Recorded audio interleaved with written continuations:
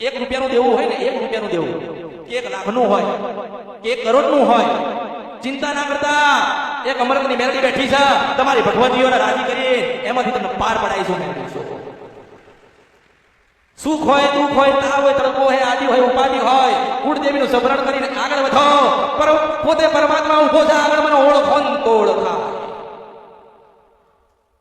મેં કોઈને કીધું નથી કે તું શ્રીફળ મૂકી દે, કે માતાને વડાઈ દે, તું દીવા બંધ કરી દે.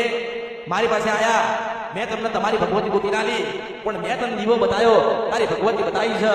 જો તારું જીવન પરિવર્તન થાય બેટા, તો મારો બતાવેલો દીવો પકડી રાખજે, મારો બતાવેલો દીવો પકડી રાખજે. આજે લોકો આવા માતાજી મારું મને બતાવો ને, બતાવી દીધું, જતા રહ્યા. પછી 5-6 મહિને આવો, અમાર તો હજુ માતાજીના પ્રશ્ન પડ્યા. પ્રશ્ન નથી પડ્યા, મન બદલાઈ ગયું એટલે વિચાર નવા આયા, વિચાર ખોટા આયા. મન બદલાઈ જાય એટલે માતા વધુ બદલી નાખે. સુખ આવતું હોય ને માસ્તર, તમે તમારો વિચાર બદલો ને.